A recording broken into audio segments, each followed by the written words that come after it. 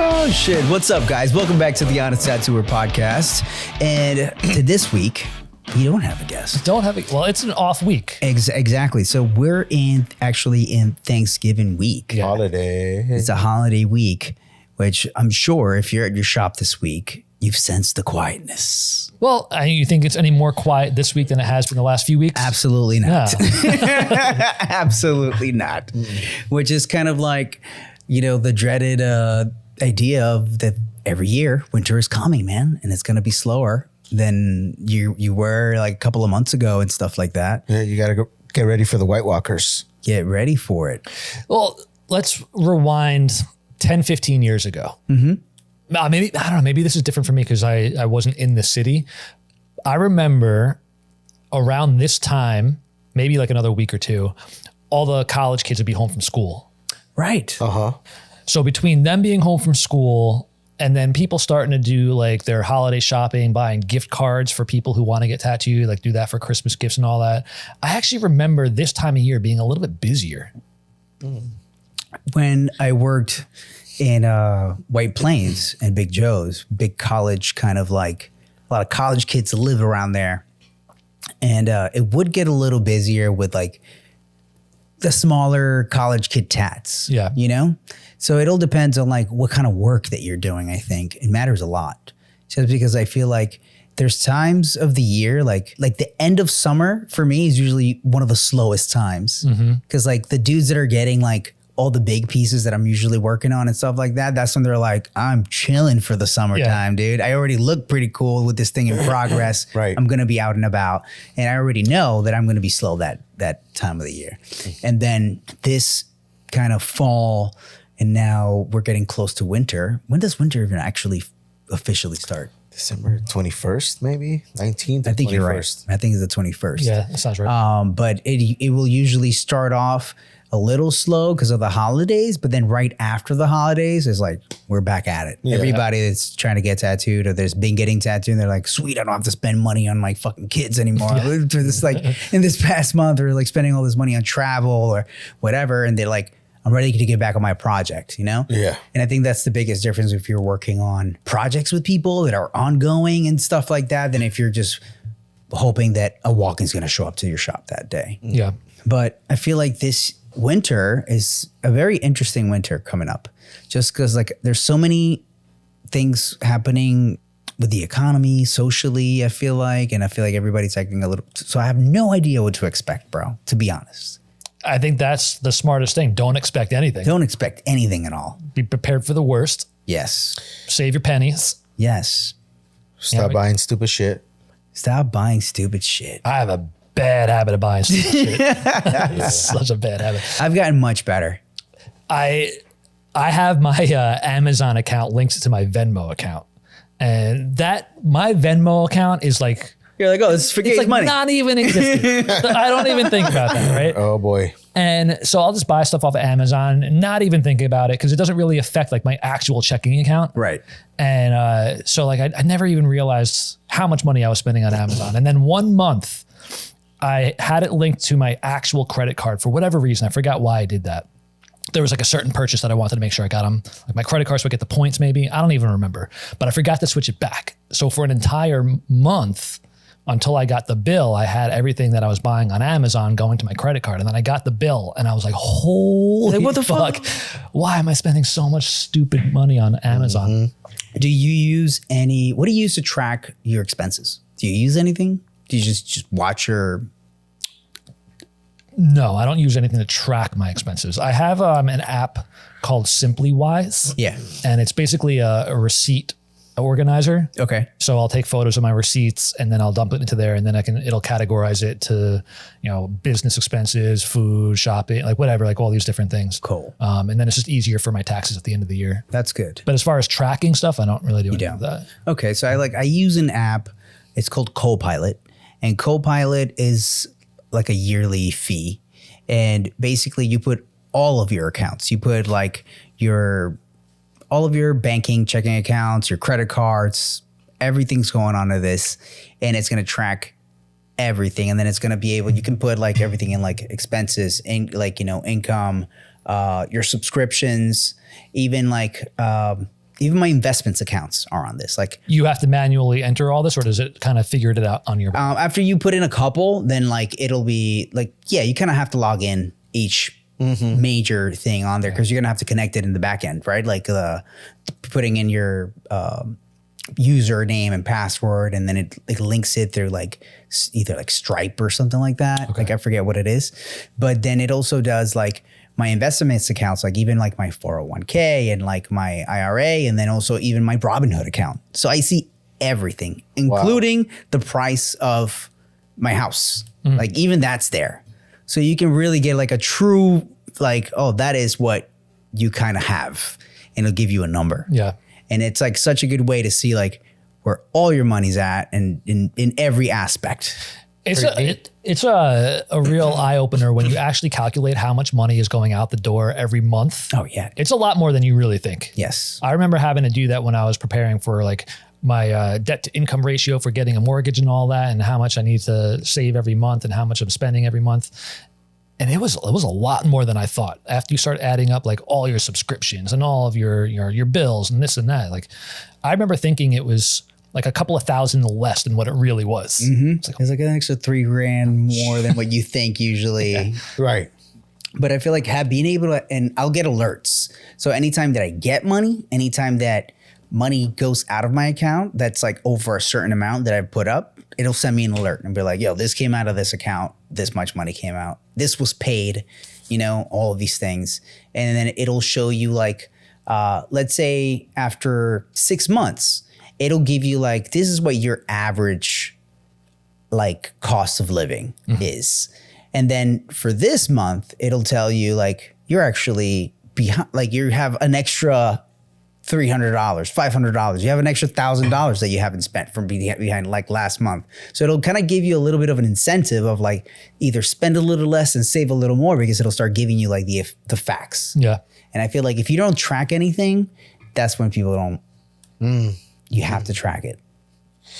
Living the pirate life. Living the pirate life. But lot at of least people like to do that helps you out a lot. Like, even if you don't go through like, a full on accountant, at least just having it all like on your end, it really does help get your money organized. There's a lot of things that people don't do. They don't want to be adults.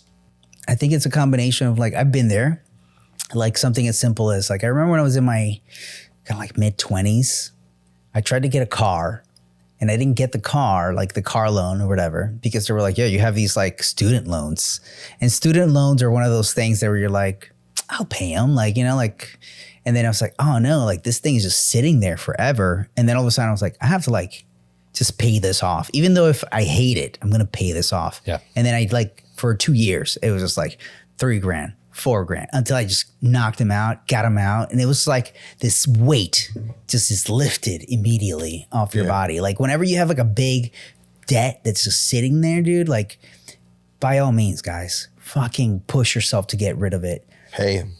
Pay up, and just get rid of it as fast as you can. Do it smart though. Yeah.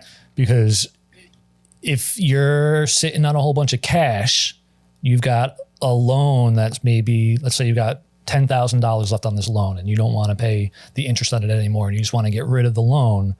You can't just take that $10,000 in cash, throw it in the bank, pay off your loan, and it'd be hunky dory. Like there's going to be a lot of red flags in that situation. Yeah, for sure. If you're a tatter and you're making money like that and you're just like saved up, keep that. If it's $10,000, keep those $10,000 as like your emergency savings. But definitely, you should be putting your money into your account as quick as you get it. Yeah, I'm a firm believer of that. Like you get paid. Like even like when you were talking about Venmo earlier, like I used to do the same thing where it was like Venmo is like my spending money. Like, I just spend that, blah, blah, blah. And then I'm like, holy shit, I've been getting paid a lot in Venmo, dude. Like I need to maybe pay attention to this. And then I had one point where I was like, you know what? Every time I get paid through Venmo, I no longer spend money through Venmo actually. Really? All of that money gets sent directly to my account because any money that hits my bank account gets automatically split. 40% immediately goes into a savings account. And then from that savings account, a percentage goes directly into my investment account. Okay. So all of that happens automatically. It's like boom. And then what I see in my checking account, that's the true number that I actually do have. Because then you have to be able to split like, all right, if I made $100, there's the tax money, the savings money, and the investment money. That's my money. Everything else is not really my money. There's like future John money, and then there's the people I owe money. Yeah, like, you know, and I try to think of like, okay, future John needs this, you know? Yeah. And that's what it is. And that's made it a lot easier. And before, by just, you know, getting paid in Venmo, like I was like, I was skipping the part on that. Yeah. Mm-hmm. But I mean, why can't you just keep the Venmo money the way that it is? Like, why do you feel like you need to put it and do all that split? Like, why not just have that as toy money? This is why. So then so the whole thing about investing money is to try to get the most back out of the money you have, right? If you have $10,000 sitting in your Venmo account when you could be getting 4%, 3% on that $10,000. True. Yeah. Immediately, you're like, oh, why the fuck? But yeah, why would I keep that for nothing where I could put it somewhere else and get something for it? Yeah. Plain and simple. So let me ask you this, because this is, I believe this is going to be a problem that many people have. If they have a bunch of cash into the mattress, they're most likely not claiming that money. And if they start putting that money into the bank, then they're going to have to claim that as income and then start paying taxes on that. Yeah. So where does that outweigh? Like, is the amount of money that you're going to get in interest from the bank going to be more than the amount of money that you're going to have to pay in taxes on that income? I think so. I think it is worth it overall because you're only in this world, bro. Like, if you can't show me where you make this money, it doesn't fucking matter. You know what I'm saying? There's a lot of your life that's going to get cut off. So if you have any goals to like, oh, maybe in 2 years, I want to move into a really nice condo, or in 2 years, I want to buy a really nice car or like whatever. Or I want to take a crazy trip and I want to get a new credit card so I can put it on that credit and pay it off later, because all of that stuff is going to require for you to have like history of where your money came from and how you got it. For sure. And not doing that is just putting yourself in a deeper and deeper hole. The deeper you're in that hole, the harder it is going to be getting out of that hole later when you grow up. Because either you're going to be one of those like, you know, 40, 50-year-old dudes that are still living like, you know, like I think it was like Steve Buscemi with the you know what I'm talking about, with the skateboard. You're like, dude, you're too old for that. How do you do, fellow kids? What? Get your shit together, dude. Go get a fucking job. And it's like, oh, dude, you know, like I hate seeing like a tattooer that's already like in his 40s, 50s and still living like they're in their 20s. Like, don't do that. That's not. Yeah. Just want to add, we are not financial advisors. Don't take what we say as any type of advice and go run with it and then blame us later if something goes south. No, what this should make you want to do is actually go consult an actual financial. Go talk to a professional. You know, these are all just, you know, tips that I've applied to myself and that I've gotten from people I've paid to kind of like help me along the way. But overall, every situation is going to be completely different, you know? And I think depending on the state you're in and all these things, there's going to be different options. I'm very jealous of the people that live in Florida and in Nevada and they pay no income tax. Yeah. Fuck. Yeah, but there's other things that kind of make up for that, isn't there? Like there's got to be something else that's like, that's great, but then there's something that's shitty on the other end of it, no? Freedom. Yeah. What? They can have guns? Yeah. I mean, I don't know. Maybe there's something, maybe there isn't. I don't know. I don't know the only thing that I don't like about Florida, weed is not legal there. Oh, no shit. That's true. That is not cool. I don't like it. That's wild. I'm surprised. Right? Yeah. You would think that it's like, no, you have to have like a medicinal marijuana license. Like we were here. That was like us here back in like 2018. Yeah. Which is wild. Yeah. I don't know.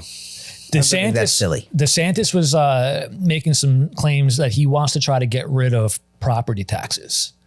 And Trump caught wind of that. And now he's saying that like he wants to do like a national thing that once your house is paid off, it was my idea. You do not have to pay property taxes on it anymore. That'd be wild. Which makes so much sense. Of it makes course. sense. Especially because you're the one taking care of your fucking land. Yeah. Like it's not like the government's taking definitely. care of your land. No. It doesn't make any sense. No.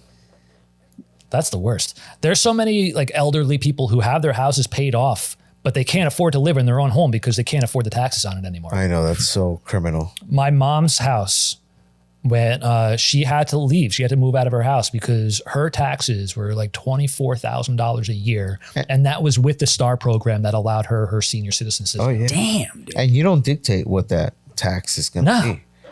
Oh, man, that's so criminal, dude.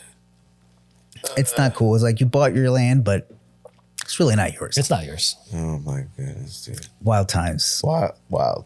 Just wild. Wild times. I love the idea of having a supply shop attached to the tattoo shop, where you'd have the tattoo shop in the front, all the flash, people tattooing, and then in the back, you got the supplies.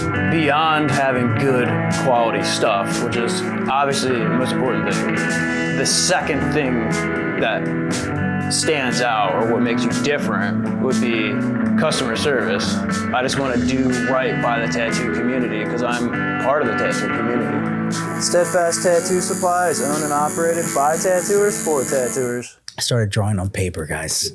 I started drawing What? paper. The heavy hand? No way. I want to get a heavy hand after Joshua named it, but I started like drawing on paper and I'm drawing pieces that I want to tattoo, like full size, right? Yeah. So like that way I can draw some like full size pieces that I want to tattoo for next year. That is my little bits. How are you planning on promoting that? So after I have them all, I want to have them all ready.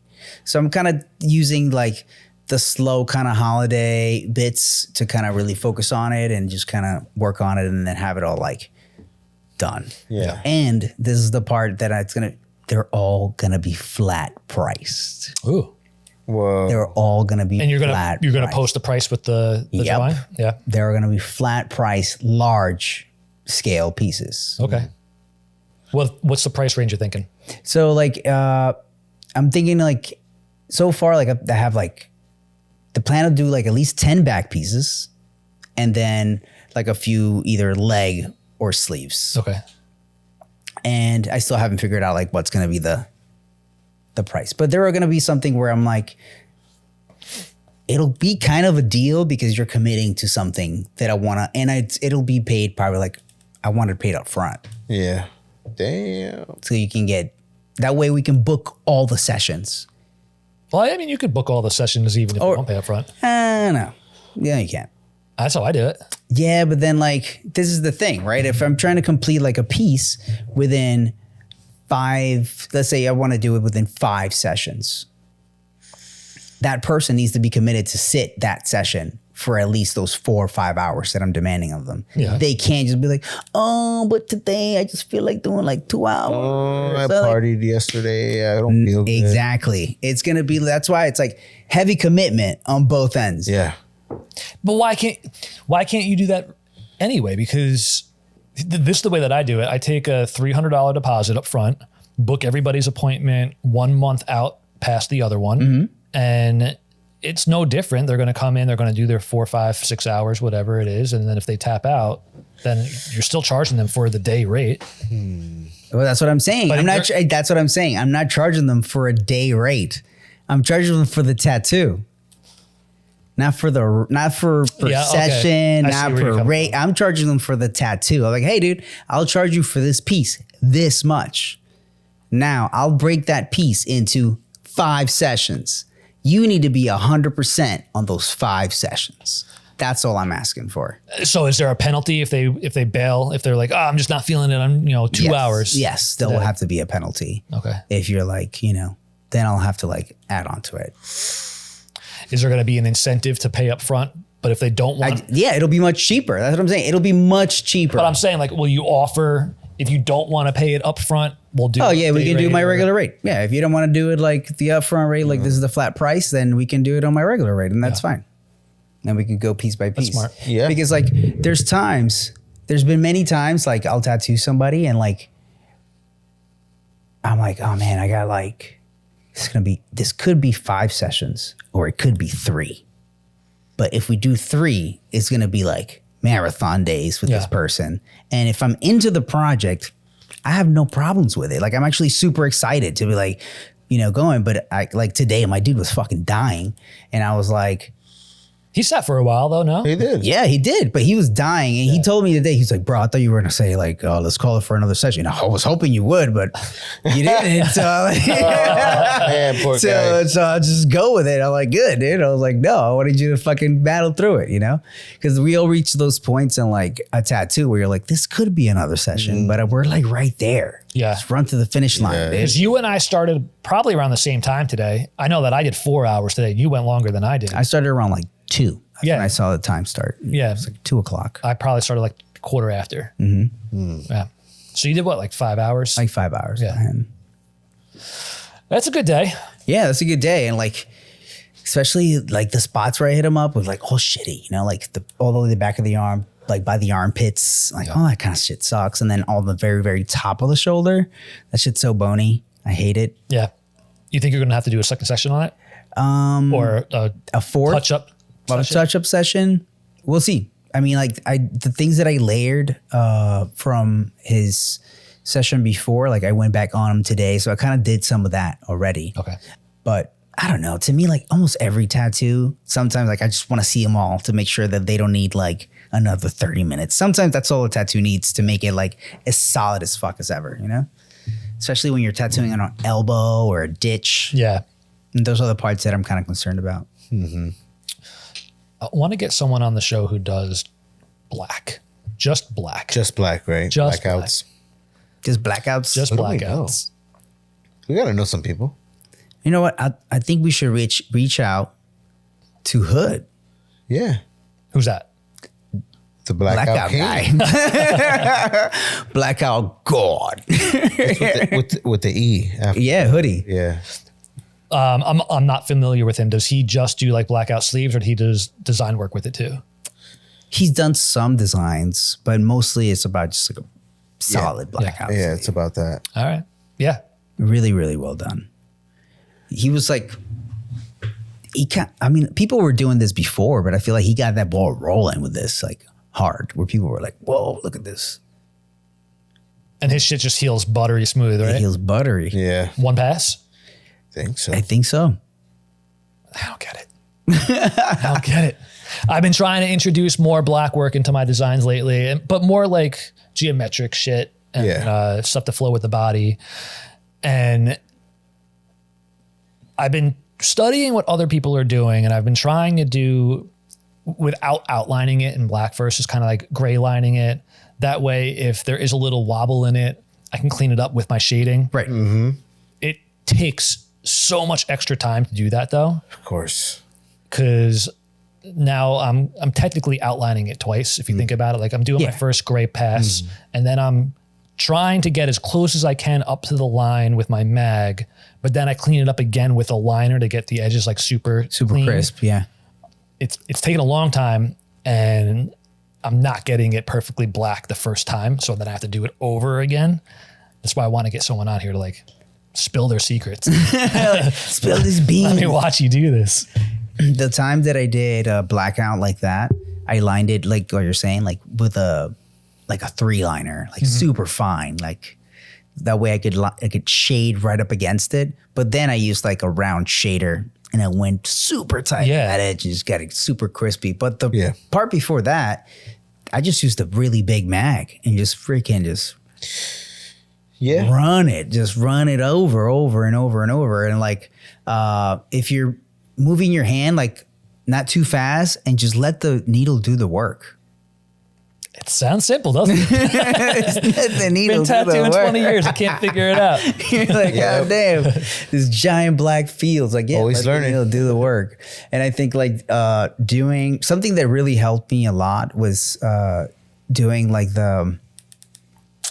why am I going to do this? Because this is the only way to explain it. Cross hatching? The cross hatching technique, like when you have that hatch and then you go straight down, doing that with your pattern, like when you're shading it, like go womp, womp, womp, womp, womp, womp, and then go the opposite, and then down, and just make sure you do it in a very small square.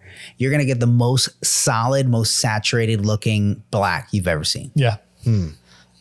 Until it heals, it's patchy as fuck.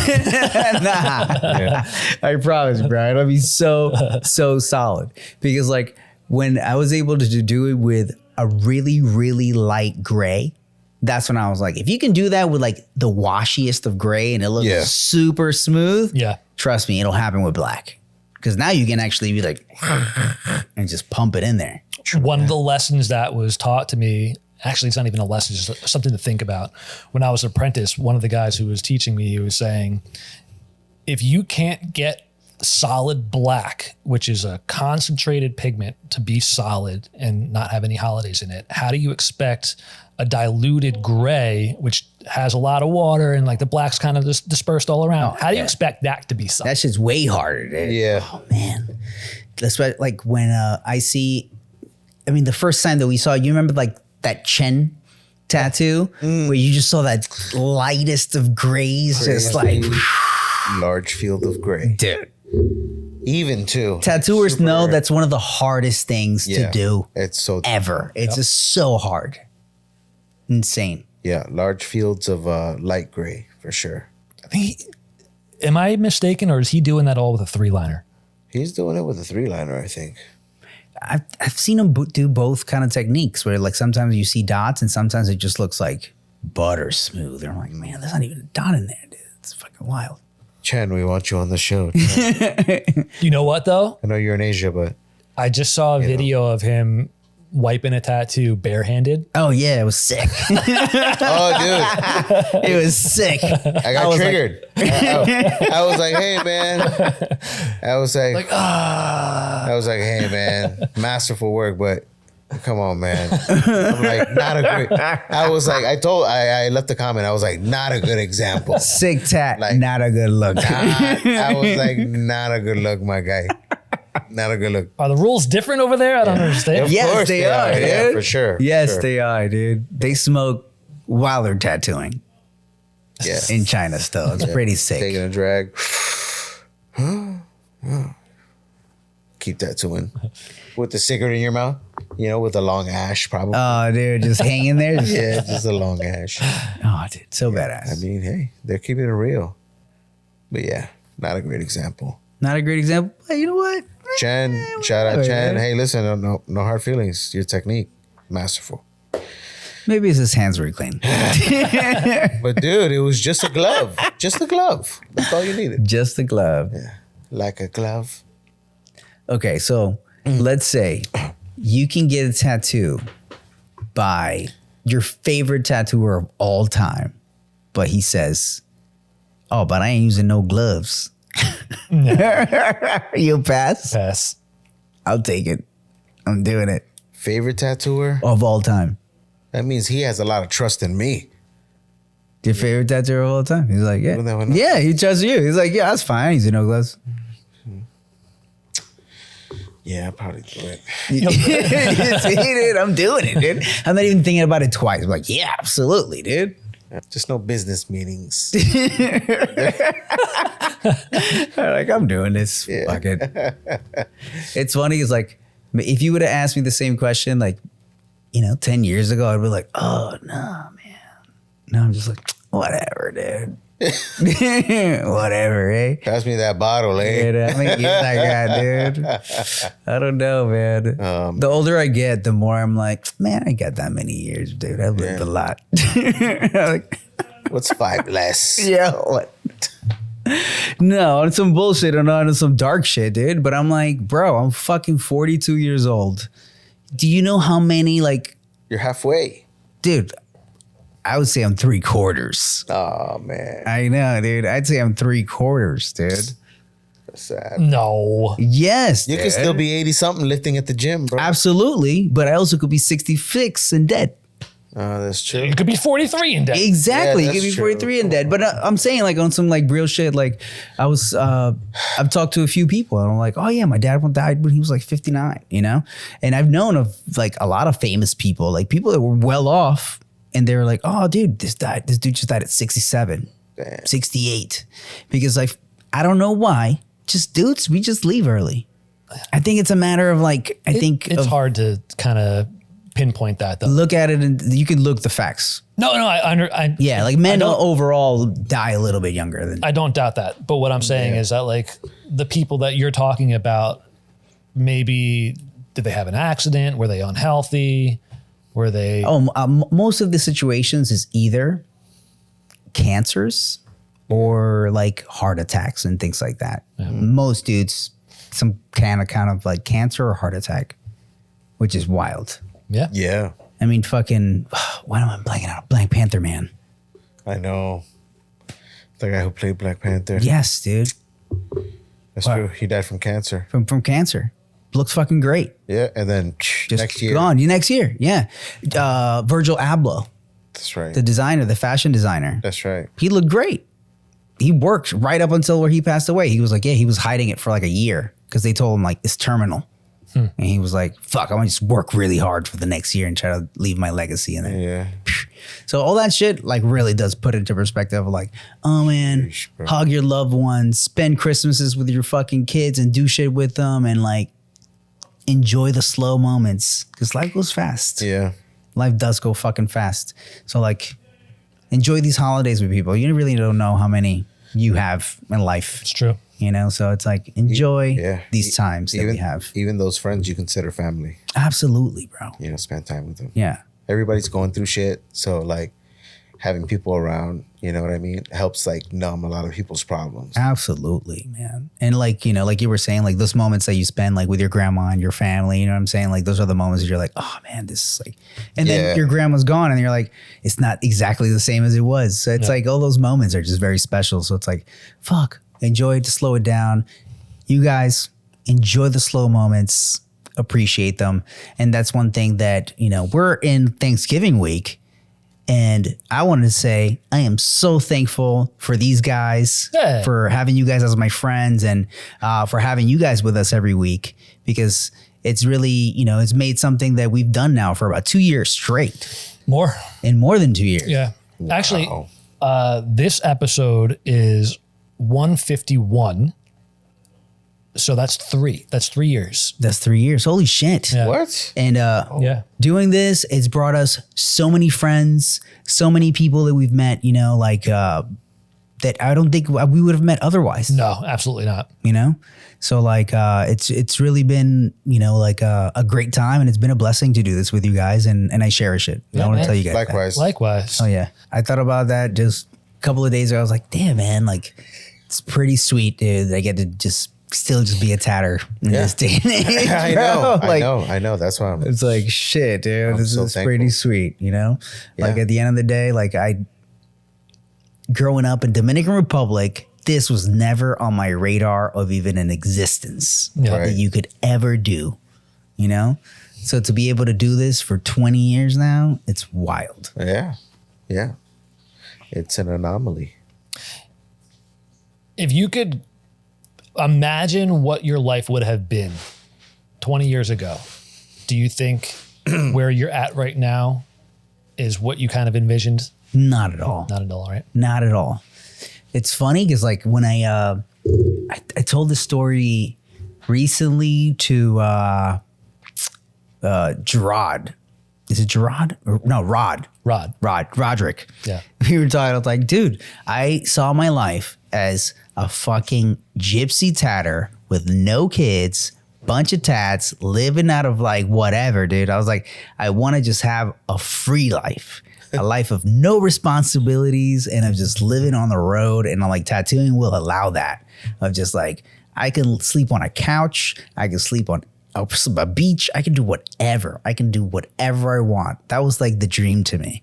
And now that sounds terrifying. Oh man. Now all of that sounds terrifying, but yeah. that's something that just life will teach you of like, you know, where you want to be or what you need to do, you know, like, and now like thinking of life without, you know, the people that I love, the people that, you know, like, and something that will happen over time is that people will rely on you, you know, in your life. The more that you choose to like have one, you know, like the more people are going to be relying in your life, the more you're going to have to put in to keep everybody, more of yourself to keep everybody good, Yeah. right? And I don't think there's anything more rewarding. in life. You know, like, yeah, there's beauty in like living by yourself and doing things just for your own sake, but there's nothing more rewarding than living a selfless life in a way to where you like serve the people you love and care about. Yep. Isn't that Yep. the Christian way, right? That is kind of the Christian way, Yeah. you know? But today I thought of something, and I would ask you guys this. If you were going to start all over today, let's say you're back at like, you're 17. What would you do? Knowing what I know now, No, you don't even know what you know now. I don't know what I know now. Okay, so. Man, that's tough. I know. I was like, fuck, this is hard. It was a hard mental exercise. You still have your same personality. And I thought about the things that I do, and I was like, oh man, I feel like I definitely would do this. Do this isn't tattooing, you mean? I don't know if I would be tattooing. Okay. I know that all the things that I would do would probably be very similar. And I don't know if it would lead me to tattooing again, but maybe you would, you know? Yeah. You know what's funny? I would have to go back to, I'd say 16 years old.